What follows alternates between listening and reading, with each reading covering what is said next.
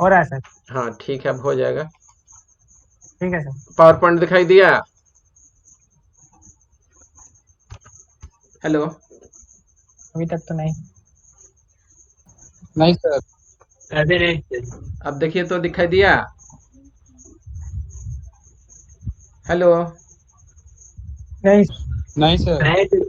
नहीं सर, नहीं, अब आ गया। हाँ आ हाँ गए। सर, दिखाई दिया सर। आ हाँ गया। आ हाँ गए सर। हाँ हाँ, नेटवर्क का प्रॉब्लम है बेटा, क्या किया जाए। In previous class, good morning students, we have studied in previous class about the solution in which we have finished colligative properties, and at last we have finished want of factor.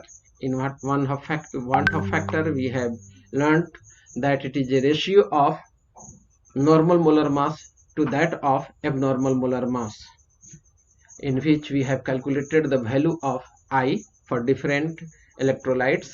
If the value of I is greater than 1, what does it mean? Anyone please? If the value of I is greater than 1, what does it mean? It is molecular dissociation ना, वह electrolyte होगा तब ना dissociate करेगा, तो अब normal molar mass हो जाएगा, घट जाएगा मोलकुलर वेट, तो आई का वैल्यू ग्रेटर देन 1 हो जाएगा आपका। And if I is equal to 1, that means it is non electrolyte. If I is less than 1, that is molecular association. तो ये रिकॉल हो गया आपका। अब आइए हम लोग नेक्स्ट चैप्टर की तरफ बढ़ रहे हैं, electrochemistry, that branch of chemistry which deals with the sir study of interconversion of chemical energy and electrical energy। हाँ जी बोलो। सर हाँ बोलो।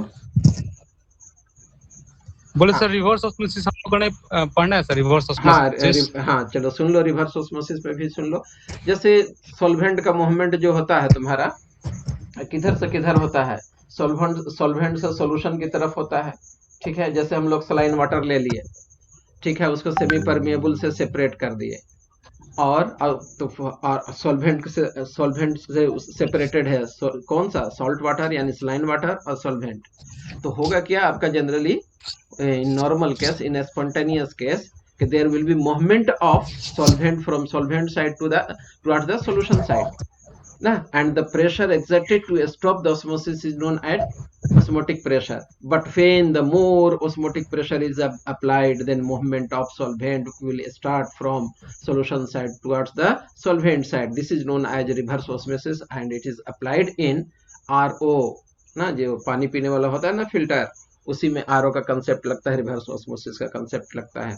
ठीक है, एनसीईआरटी में दिया हुआ है बेटा।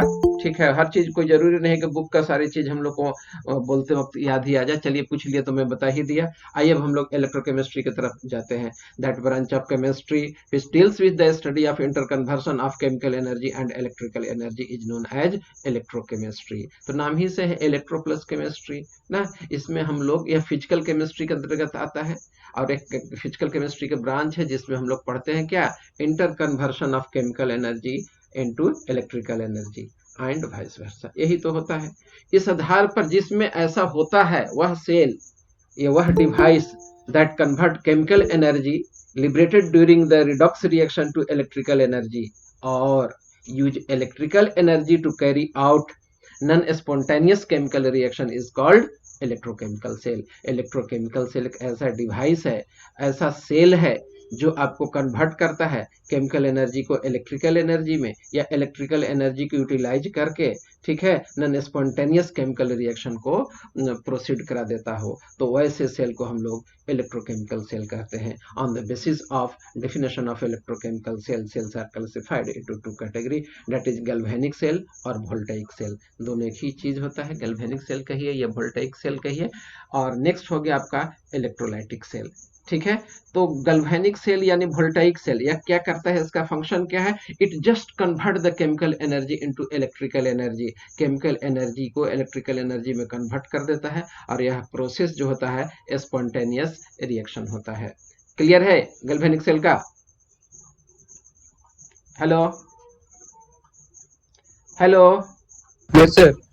चलिए Yes, sir. ठीक है बेटा। अब है दूसरा इलेक्ट्रोलाइटिक सेल। तो इलेक्ट्रोलाइटिक सेल का Yes, काम sir. क्या है? Yes, sir. हाँ, इलेक्ट्रोलाइटिक सेल का काम है it converts electrical energy into chemical energy. और वैसा डिवाइस या वैसा सेल जो इलेक्ट्रिकल एनर्जी को केमिकल एनर्जी में कन्वर्ट कर दे, इलेक्ट्रोलाइटिक सेल कहलाता है। और यह क्या होता है? तो यह नॉन स्पॉन्टेनियस रिएक्शन है, नॉन स्पॉन्टेनियस रिडॉक्स रिएक्शन है। और आप जानते हैं कि वैसा reaction which takes place automatically ना बाय इटसेल्फ और by initiation when it requires is known as spontaneous reaction. और स्पॉन्टेनियस रिएक्शन ही तो प्रोसीड करते हैं। तो आपका इलेक्ट्रो गैल्वेनिक सेल में या वोल्टाइक सेल में स्पॉन्टेनियस रिडॉक्स रिएक्शन होता है, लेकिन इलेक्ट्रोलाइटिक सेल में इलेक्ट्रोलिसिस कराने के लिए हम लोग को इलेक्ट्रिक करंट बाहर से सप्लाई करना पड़ता है। वजह क्या है? वह नॉन स्पॉन्टेनियस रिडॉक्स रिएक्शन होता है। ठीक है, दोनों दो वर्ड क्लियर हुआ, गैल्वेनिक सेल वर्ड और इलेक्ट्रोलाइटिक सेल। Yes sir. चलिए बेटा, तो मैं नेक्स्ट स्लाइड की तरफ बढ़ रहा हूँ। ठीक है, नेक्स्ट है आपका कंडक्टर्स। और डैनियल सेल क्या होता है सर? उसी को कहा जाता है बेटा डैनियल सर? सेल। हाँ, डैनियल सेल उसी को, वोल्टाइक सेल को, गैल्वेनिक सेल को ही डैनियल सेल बोला जाता है। शुरू में डैनियल जो था ना, वो डैनियल सेल बनाया था, ठीक है, अपने नाम पर रखा था। तो उसी को बाद में वोल्टाइक सेल कह दिए, गैल्वेनिक सेल कह दिए, डैनियल सेल कह दिए, सब एक ही है, सिनोनिम्स है। ठीक है, ठीक है सर। चलिए अब आइए बेटा, आप conductor. What is conductor? That substance which allow current electricity to flow through itself or through them is known as conductor। वैसे सब्सटेंस जो अपने मतलब इलेक्ट्रिसिटी के फ्लो को अलाउ कर दे कंडक्ट करने के लिए, थ्रू itself और through themselves, then such substances are known as conductors। For example metal में करंट फ्लो करा दो, फ्लो कर जाएगा। एक्वस सोल्यूशन ऑफ एसिड ले लो, बेस ले लो, या सॉल्ट ले लो, या फ्यूज्ड सॉल्ट ले लीजिए, या इम्प्योर वाटर ले लीजिए, तो उसमें क्या होगा? करंट आपका फ्लो कर जाएगा। तो ऐसे सब्सटेंसेज को हम लोग कंडक्टर कहते हैं। क्या कहते हैं? ऐसे सब्सटेंसेज को हम लोग कंडक्टर कहते हैं। ठीक है, conductors are further classified into two category, that is metallic conductor और electronic conductor. And next one is electrolytic conductor और आयनिक कंडक्टर। आइए अब हम लोग दोनों के बारे में वन बाय वन करके, चैटिंग नहीं कीजिए आप लोग, पता चलता है और आवाज आ जाती है। कोई रिक्वेस्ट तो नहीं ना भेजा है? छोड़ दो, जो लीव कर गई छोड़ दो अब।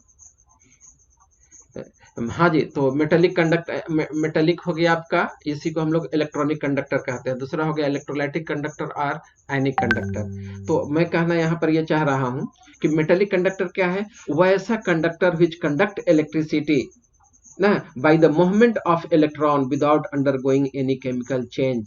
सच type of conductors are metallic conductor.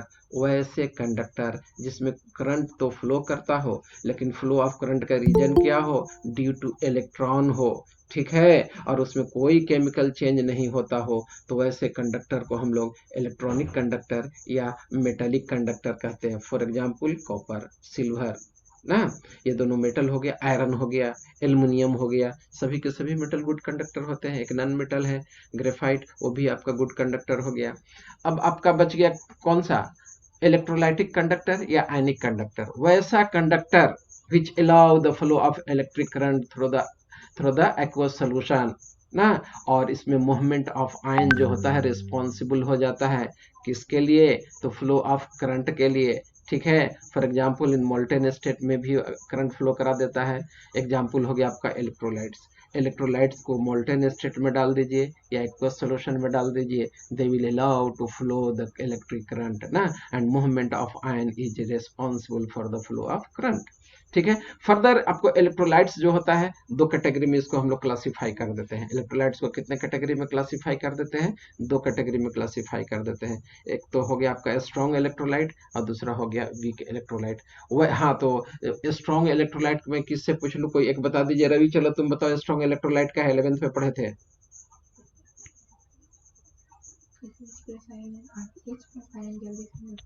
Yes हाँ रवि बोलिए, स्ट्रॉन्ग इलेक्ट्रोलाइट वैसा कंपाउंड पूरी तरह से चलिए ठीक है, पूरी सुनिए। तरह से डिसोसिएट हो जाता है। हाँ, ऑलमोस्ट बोलना है ना, बुक वाला में लिखता है कंप्लीटली, ठीक है, लेकिन कंप्लीटली पर ये नहीं करना है, बल्कि ये आपको कर लेना है कि ऑलमोस्ट वैसे substance, those electrolyte which almost completely ionized in the aqueous solution is known as strong electrolyte. वैसे इलेक्ट्रोलाइट जो एक्वस सॉल्यूशन में ऑलमोस्ट कंप्लीटली आयोनाइज हो जाए, वैसे इलेक्ट्रोलाइट को हम लोग स्ट्रॉन्ग इलेक्ट्रोलाइट कहते हैं। और वैसे इलेक्ट्रोलाइट जो कंप्लीटली आयोनाइज नहीं हो इन एक्वस सॉल्यूशन, तो उसको हम लोग क्या कहते हैं? वीक इलेक्ट्रोलाइट कहते हैं। स्ट्रॉन्ग इलेक्ट्रोलाइट का एग्जांपल हो गया सॉल्ट, दूसरा हो गया स्ट्रॉन्ग एसिड, स्ट्रॉन्ग बेस, ठीक है, ये सब आपका आ गया स्ट्रॉन्ग इलेक्ट्रोलाइट में।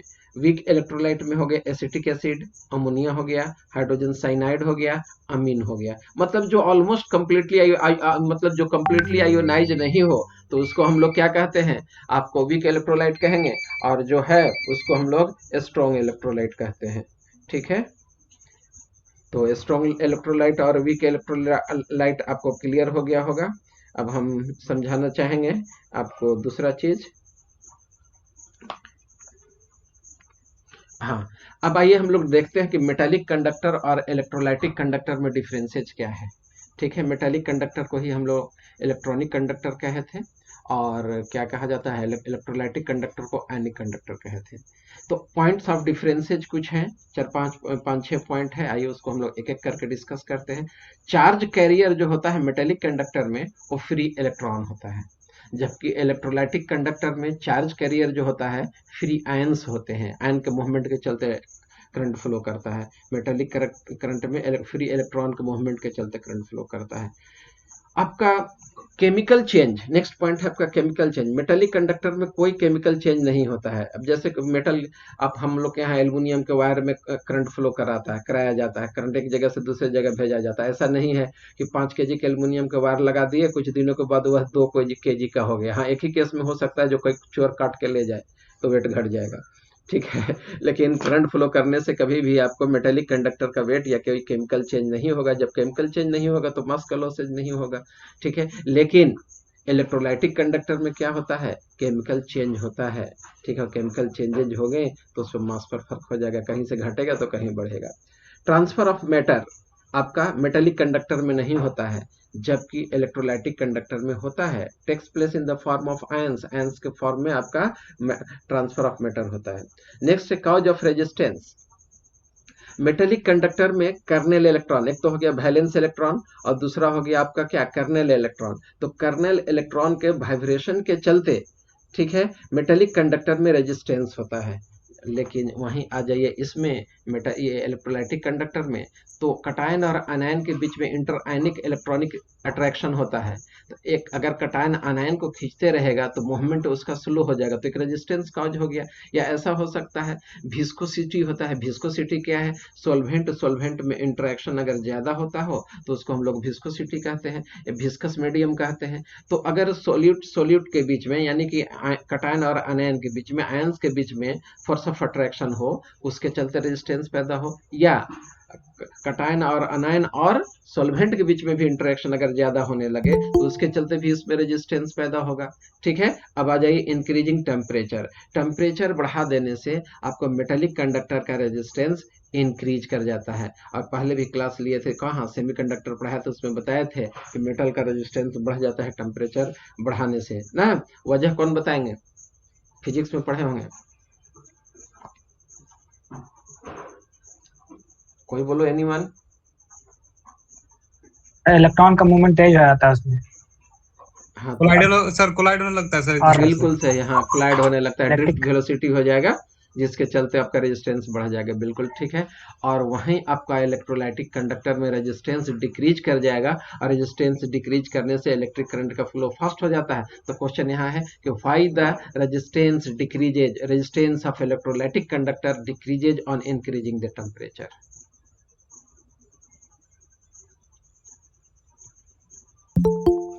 हाँ जी, बोलिए। सर, वहाँ पे जो आयन प्रेजेंट है वो गैसियस स्टेट में चेंज होने लगता होगा। आयन गैसियस स्टेट में कैसे होगा? Na+ गैस में कैसे बदल दीजिएगा? हम NaCl पानी में डाल दी, करंट फ्लो करा दी, करंट तो फ्लो हो जाएगा। अट्रैक्शन कम होने लगता है सर। हाँ, क्या होगा? इंटरआयनिक अट्रैक्शन कम होने लगता है। हाँ, कटायन और अनायन का मूवमेंट बढ़ जाएगा, ठीक है। मूवमेंट बढ़ जाएगा तो फ्लो, आयन का मूवमेंट बढ़ रहा है, इसका मतलब कि इलेक्ट्रिक करंट का मूवमेंट बढ़ गया, इलेक्ट्रिक करंट उसमें बढ़ गया, ठीक है, on providing the heat energy on heating the electrolytic solution movement of ion increases. Why it will increase? The attractive forces acting between cation and anion will decrease. That is why movement of ion will increase. ठीक है, इसीलिए ऐसा होता है. Clear है ये? Next आ जाइए आप. हाँ, फैराडेज लॉ ऑफ इलेक्ट्रोलिसिस. आपको मेटालिक कंडक्टर आपको फॉलो नहीं करता है. मेटालिक कंडक्टर आपको फैराडेज लॉ को फॉलो नहीं करता है. अरे भाई तुम लोग टाइम पर ज्वाइन किया करो, बीच में फिर इंटरप्शन होता है तो हम लोग को थोड़ा सा मन खिजलाता है.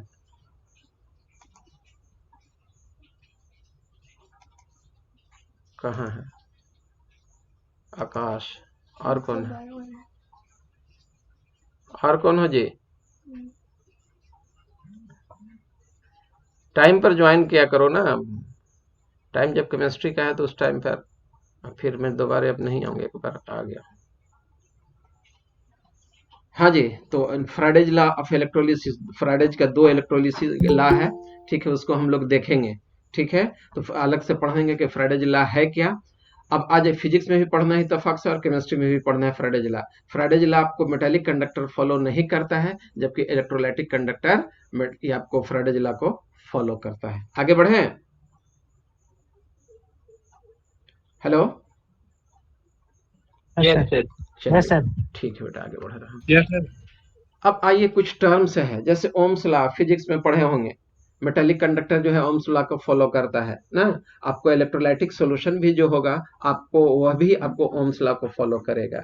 ठीक है. The electrical resistance of any जो object is directly proportional to its length.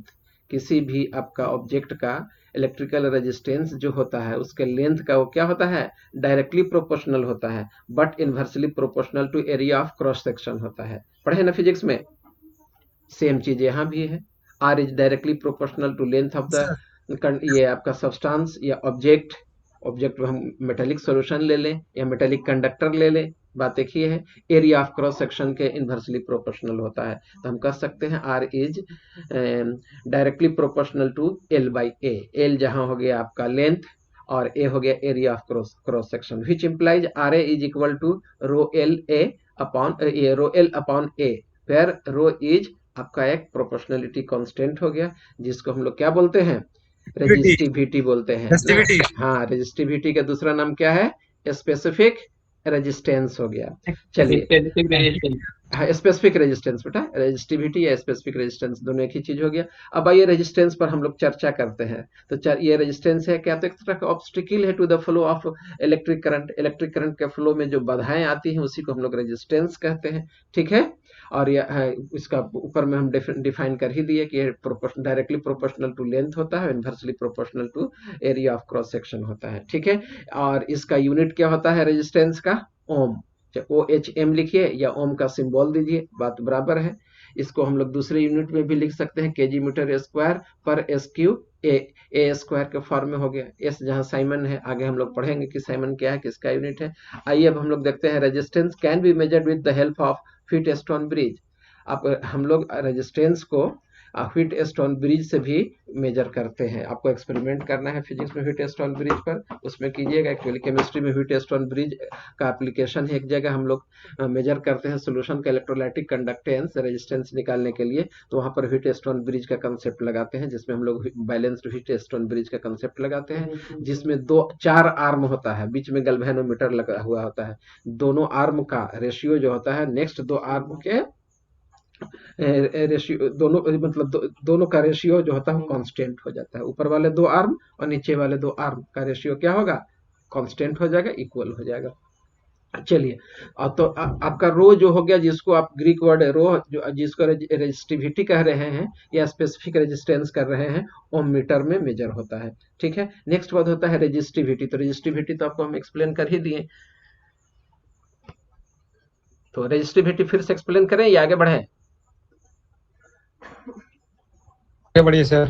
चलिए बेटा, ठीक है, फिर से एक्सप्लेन कर दीजिए सर. अच्छा ठीक है बेटा, फिर से एक्सप्लेन कर देता हूँ. रेजिस्टिविटी देखो, फॉर्मूला क्या आ गया? R is equal to rho into L upon A. If the length of the conductor is 1 centimetre and area of cross section is 1 centimeter square, then R is equal to rho. That means the substance is its resistance when it is 1 meter long and its area of cross section is 1 meter square. हम वहां पर बोले थे centimetre में, यहाँ metre में है, तो बात बराबर है, कोई भी यूनिट में हम लोग ले सकते हैं। अगर हम लोग लेंथ 1 मीटर ले लें और area of cross section 1 metre square ले लें, तो जो रेजिस्टेंस उस कंडक्टर में आएगा वही आपका रेजिस्टिविटी होगा। क्लियर है Manish? Manish? Yes sir, yes sir, चलिए बेटा, तो फिर मैं आगे बढ़ जाऊं। Yes sir. चलिए देखिए, अब आइए, अगर हम लोग पढ़ने जा रहे हैं कंडक्टेंस। क्या पढ़ने जा रहे हैं? कंडक्टेंस पढ़ने जा रहे हैं। छोटा छोटा वर्ड है, इसको याद रखिएगा, कभी कभी न्यूमेरिकल भूलते भागते आ जाता है। ठीक है, कंडक्टेंस का नोटेशन है कैपिटल जी। तो it is inverse of resistance. अगर रेजिस्टेंस का हम लोग इनवर्स निकाल लें, उसी को हम लोग कंडक्टेंस कह देते हैं। तो G बराबर 1/R हो गया। अब R का वैल्यू यहाँ पर पुट कर रहे हैं, तो R का वैल्यू पुट कीजिएगा। R बराबर रो L अपॉन A होता है, उसका वैल्यू पुट कीजिएगा, तो ये क्या आ जाएगा? G बराबर A upon rho into L, जहाँ L हो गया लेंथ, A हो गया एरिया ऑफ क्रॉस सेक्शन, और रो हो गया आपका resistivity, specific resistance, which implies, यानी कि 1/रो को हम लोग K कहते हैं, 1/A को क्या कहते हैं हम लोग? K कहते हैं। K क्या है? तो स्पेसिफिक कंडक्टेंस या कंडक्टिविटी है। अलग से फिर हम पढ़ाएंगे K के बारे में। What is K? जैसे आपका G हो गया, तो G क्या हो गया? इनवर्स ऑफ रेजिस्टेंस हो गया। ठीक है, तो उसको हम लोग कंडक्टेंस कह दिए। और K क्या है आपका? तो K हो गया स्पेसिफिक कंडक्टेंस या कंडक्टिविटी। ये क्या है? तो रो का इनवर्स होता है, 1/रो को ही हम लोग कह देते हैं स्पेसिफिक कंडक्टेंस। फिर अलग से भी उसको हम डिफाइन करेंगे। तो हम लोग वहां पर आगे बढ़ गए। G is equal to 1/R, which implies putting the value of R is equal to rho L upon A, we will get G is equal to A upon rho L, which implies K into A upon L हो गया। ठीक है, अब हम लोग K का value यहां से निकाल दिए क्रॉस मल्टीप्लीकेशन करके, तो K बराबर हो गया आपका G into capital small l upon A हो गया। ठीक है, स्मॉल l अपॉन A को हम लोग सेल कांस्टेंट कहते हैं। क्या कहते हैं? सेल कांस्टेंट कहते हैं। G स्टार से इसको हम लोग रिप्रेजेंट करते हैं। तो K बराबर हो गया capital G into G star, जहां आपका K हो गया कौन सा parameter? Specific conductance. Capital G हो गया आपका कंडक्टेंस ना, और आपका G स्टार हो गया cell constant, where cell constant is equal to small l upon A। अब यहां पर से क्वेश्चन बनता है। क्वेश्चन आप पूछेंगे या मैं पूछूं? पहले आप लोग पूछिए, इसके बाद मैं पूछूंगा। सर स्पेशल कंडक्टेंस और कंडक्टेंस में डिफरेंस है सर? किस चीज में बेटा? स्पेसिफिक कंडक्टेंस और कंडक्टेंस में। हाँ है। कंडक्टेंस आपका 1/R हो गया और स्पेसिफिक कंडक्टेंस 1/रो हो गया ना, दोनों दो चीज हो गया। चलिए ठीक है, और कोई क्वेश्चन है बेटा या मैं पूछूं फिर?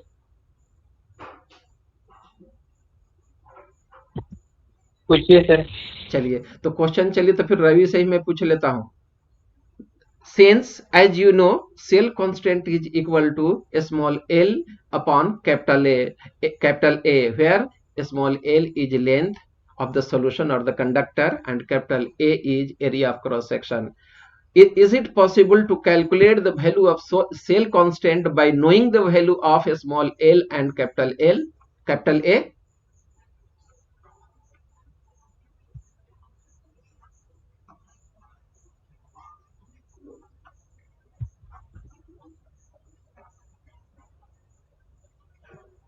हाँ जी, एनीवन?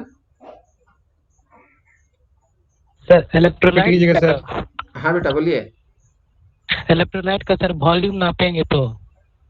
हाँ, L का वैल्यू है दिया। Is it possible to calculate the value of cell constant by knowing the value of small l and area of cross section?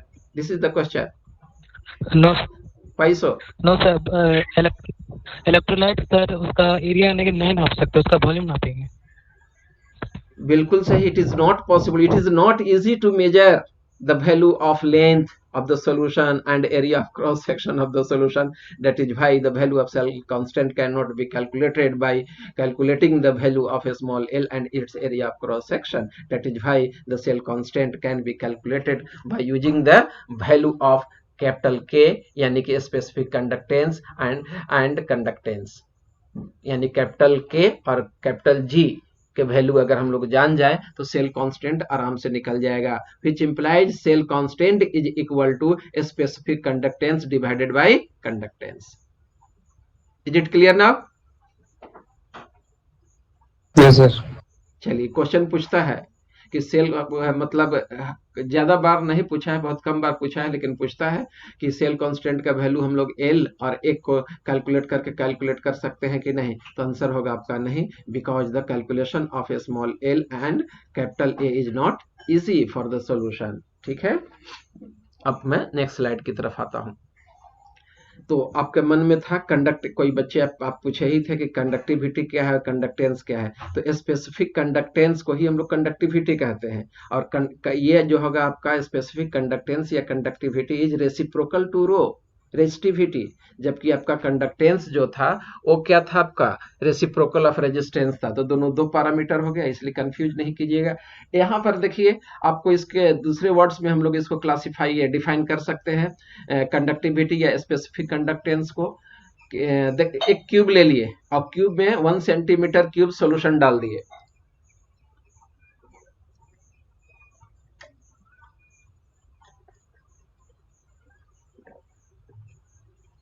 ठीक है जी।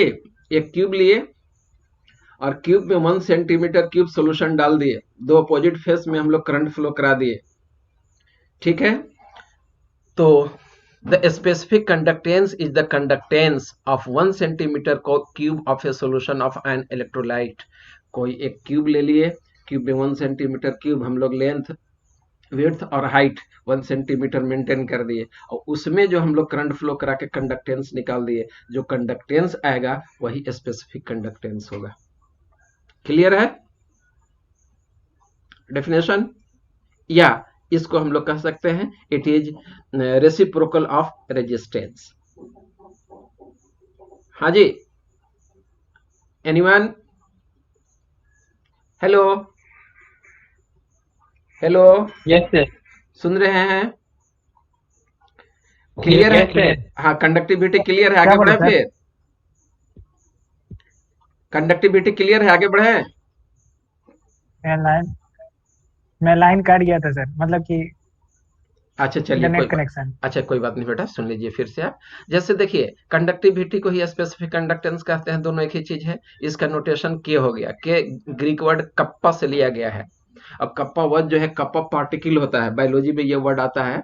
आपको साइटोप्लाज्मिक इनहेरिटेंस होता है, तो वहां पर कप्पा पार्टिकल का क्या कहा जाता है, एक जनरेशन से दूसरे जनरेशन में जाने में वो हेल्प करता है। तो वर्ड जो आया है कि वो कप्पा बायोलॉजी से है, ठीक है। अब ये ग्रीक वर्ड है कप्पा, और कप्पा से हम लोग रिप्रेजेंट करते हैं कंडक्टिविटी को या स्पेसिफिक कंडक्टेंस को।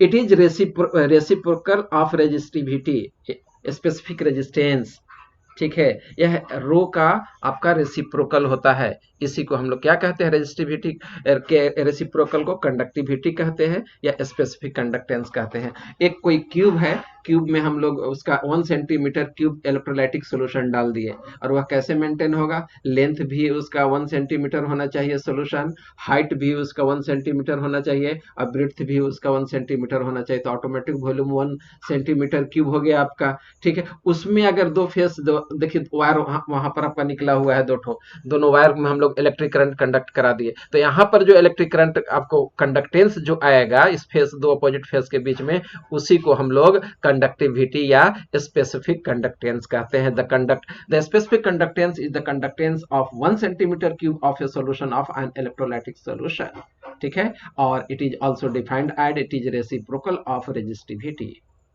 क्लियर है? क्लियर है जी? Yes sir. चलिए बेटा, Yes, तो मैं, sir. हाँ ठीक है, गुड, रिस्पॉन्ड करते रहिए, मैं आगे बढ़ रहा हूँ। अब आइए SI unit of conductance. SI unit जो होता है कंडक्टेंस का, साइमन होता है, ठीक है। इसको हम लोग कैपिटल एस से रिप्रेजेंट करते हैं, और इसको हम लोग ऐसे पर ओम भी लिखते हैं। क्या लिखते हैं? पर ओम लिखते हैं। और कंडक्टेंस, अब अभी जस्ट मैं प्रीवियस स्लाइड में पढ़ाया था, कंडक्टेंस जो होता है रेजिस्टेंस का रेसिप्रोकल होता है, ठीक है। तो इसका अगर यूनिट निकालेंगे तो 1/ओम लिखना होगा, यानी ओम का इन्वर्स लिखना होगा, और ओम को इन्वर्स कर दीजिए तो क्या लिखा जाएगा, महोल हो जाएगा। इसीलिए इसका यूनिट महो भी है ओम इनवर्स भी है, या ओम लिख करके ऊपर -1 कर दीजिए, 1 ओम इनवर्स हो गया, या ओम लिख करके -1 कीजिए, जैसे कीजिए, या मोहो लिख दीजिए, या उल्टा ओम लिख दीजिए, वैसे भी लिखा जा सकता है। इसका कंडक्टेंस का यूनिट। अब आ जाइए एसआई यूनिट ऑफ कंडक्टिविटी। तो फॉर्मूला पर जो फॉर्मूला आपका है उसी पर वैल्यू पुट कर दीजिए, साइमन पर मीटर आ जाएगा आपको। ठीक है, अब कंडक्टिविटी में आ जाइए। Conductivity of material in Simon per meter is its conductance when it is 1 meter long and its area of cross section is 1। तो जो पहले हम क्यूब बना करके जो दिखलाए कि हम लेंथ 1 सेंटीमीटर कर दे, हाइट 1 सेंटीमीटर कर दे, ब्रेड्थ भी 1 सेंटीमीटर कर दे, तो वहाँ 1 सेंटीमीटर कर दें या दूसरा यूनिट ले ले, मीटर में ले ले, तो उसमें जो 1 सेंटीमीटर क्यूब में इलेक्ट्रिक कंडक्टेंस आएगा उसी को हम लोग क्या कह देंगे, स्पेसिफिक कंडक्टेंस या कंडक्टिविटी कह देंगे। ठीक है, तो ये पिछले स्लाइड में भी एक्सप्लेन किया था, मैं फिर से यहाँ पर यूनिट चेंज करके समझा दिया हूँ। मैं अब नेक्स्ट स्लाइड की तरफ बढ़ रहा हूँ। आइए, मोलर कंडक्टिविटी या मोलर कंडक्टेंस, दोनों का नोटेशन लेमडा एम ही है। ठीक है, अब देखिए कोई सोल्यूशन ले लिए और उस सोल्यूशन में हम 1 मोल इलेक्ट्रोलाइट डाल दिए, तो क्या होगा, सबसे पहले आयोनाइज हो जाएगा और ईच आयन का कंट्रीब्यूशन होगा किसमें, करंट फ्लो कराने में। तो इसको हम लोग डिफाइन कैसे कर देते हैं, मोलर कंडक्टिविटी, याद रखिएगा 1 mole of electrolyte is added in the given amount of the given volume of the solution. तो it is conductance of all ions produced by dissolving 1 mole of electrolyte in a given volume of the solution. वह चाहे volume आपका 1 litre हो या 100 ml हो, जो भी unit हो, जो भी आपका सॉल्यूशन सप्लाई गया हो, उसमें जो 1 मोल अगर इलेक्ट्रोलाइट सॉल्यूट डाला हुआ हो, उसमें जो सभी आयन का कंट्रीब्यूशन जो हो गया, उसी को हम लोग मोलर कंडक्टिविटी या मोलर कंडक्टेंस कहते हैं। What is molar conductance? तो it is represented by lambda M which indicates that it is conductance of all ions produced by dissolving 1 mole of electrolyte in a given amount of the solution. ठीक है, which implies lambda m is equal to k into v। k जहां क्या हो गया आपका conductance हो गया, v क्या हो गया, given volume of the solution हो गया, v हो गया volume of the solution containing 1 mole of electrolyte, जिसमें 1 मोल ऑफ इलेक्ट्रोलाइट डिसॉल्व होना कंपलसरी है।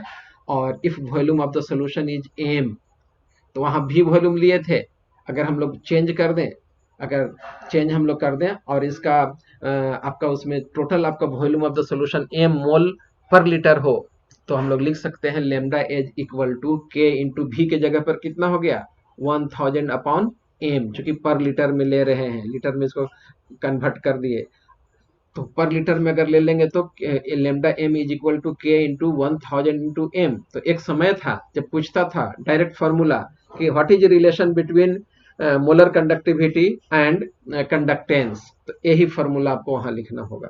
ठीक है, lambda M is equal to K into 1000 upon M. आ जाइए नेक्स्ट आपका, the molar conductivity of an electrolytic solution is defined at its conductivity divided by it's molar concentration. इसको हम लोग दूसरे टर्म्स में भी हम लोग डिफाइन कर सकते हैं, लेमडा एम बराबर के बाई सी, सी जहां क्या हो गया कॉन्सेंट्रेशन हो गया, और कॉन्सेंट्रेशन यूनिट किसी में भी ले सकते हैं, मोलरिटी में ले लीजिए, नॉर्मलिटी में ले लीजिए, फॉर्मलिटी में ले लीजिए, मोलरिटी में ले लीजिए। ठीक है, तो यहीं से आपको फॉर्मूला आ गया। अगर हम मोलरिटी में ले लिए तो देखिए ऊपर वाला फॉर्मूला नहीं आ गया, lambda M is equal to K upon M, जहां वो लीटर में होगा, लेकिन जैसे ही एमएल में बदलेंगे वहां तो 1000 हो गया आपका। ठीक है, और नीचे आपका उसका निकाला हुआ है क्या, यूनिट निकाला हुआ है। If K is expressed in siemens per metre and concentration C is in mole per cube, then its unit will be siemens metre square per mole. ठीक है, तो यूनिट आप देख लीजिएगा, तो आप मैथमेटिक्स से आप लोग सभी लगभग हैं या कोई दिक्कत नहीं है, 10 में भी पढ़े 11th में भी पढ़े यूनिट लिखने के लिए, तो के का यूनिट लिख देंगे, सी के यूनिट से डिवाइड कर देंगे, आपका लेमडा एम का यूनिट निकल जाएगा। चाहे आप किस टर्म में निकालिए, मोलरिटी के टर्म में निकालिए, नॉर्मलिटी के टर्म में निकालिए, फॉर्मलिटी के टर्म में निकालिए, जिसमें यूनिट पूछ दे उसमें आप यूनिट कन्वर्ट करते रहिएगा। चलिए आ जाइए, अब हम लोग को पढ़ना है इक्विवेलेंट कंडक्टेंस और इक्विवेलेंट कंडक्टिविटी, जिसको हम लोग रिप्रेजेंट करते हैं किसे, लेमडा इक्यू से। ठीक है, स्लाइड एक्चुअली मैं तैयार ही कर रहा था, पूरा नहीं कर पाया चूंकि लाइट के प्रॉब्लम की वजह से। ठीक है, तो इक्विवेलेंट कंडक्टेंस क्या है, या इसी का दूसरा नाम है आपका इक्विवेलेंट कंडक्टिविटी, इसको लेमडा इक्यू से हम रिप्रेजेंट कर रहे हैं। तो यह है क्या, देखो 1 ग्राम इक्विवेलेंट को भी इलेक्ट्रोलाइट को ले लो और given amount of solution volume में डाल दो, ठीक है, given volume of the solution में डाल दो। तो सभी आयंस जो उसमें जब आयन में वो इलेक्ट्रोलाइट आयोनाइज हो जाएगा, सभी आयन का जो कंट्रीब्यूशन होगा उसी को हम लोग इक्विवेलेंट कंडक्टेंस कह देंगे या इक्विवेलेंट कंडक्टिविटी कह देंगे। The conductance of all ions produced by dissolving 1 gram equivalent of any electrolyte in the given volume of the solution is known as equivalent conductance और equivalent conductivity, which implies lambda EQ is equal to K into V। वहां lambda M था, यहाँ lambda EQ है। फर्क क्या था, वहां पहले वाले मोलर कंडक्टिविटी में हम लोग 1 मोल ऑफ द सॉल्यूट लिए थे in given volume of the solution, यहाँ हम 1 gram equivalent of the solute ये सॉल्यूट ले रहे हैं in given volume of the solution ले रहे हैं। बस यही फर्क है, बाकी सब आपका एज इट इज है। जहां आपका V हो गया volume of the solution containing 1 gram of equivalent of electrolyte and n आपका if concentration of the solution is n gram equivalent पर लीटर। अगर हम लोग इसको नॉर्मलिटी के टर्म में ले जाए, जो कि ग्राम इक्विवेलेंट नॉर्मलिटी से रिलेटेड है, नॉर्मलिटी में पढ़ा चुका हूं सॉल्यूशन में, तो lambda EQ is equal to K into 1000 upon n होगा। ठीक है, इसको मोलरिटी में भी हम लोग कन्वर्ट कर सकते हैं। तो दो फॉर्मूला आ गया, lambda M is equal to K into 1000 divided by capital M, और लैम्डा EQ बराबर क्या हो गया आपका K इंटू 1000 अपॉन n हो गया। ये हो गया आपका इक्विवेलेंट कंडक्टेंस और इक्विवेलेंट कंडक्टिविटी। चलिए स्लाइड बस आज यहीं खत्म करता हूं मैं, फिर नेक्स्ट डे और पढ़ाते हैं। ठीक है, hello, okay sir. Yes sir. इसलिए कि मेरा लैपटॉप का बैटरी भी खत्म होने वाला है।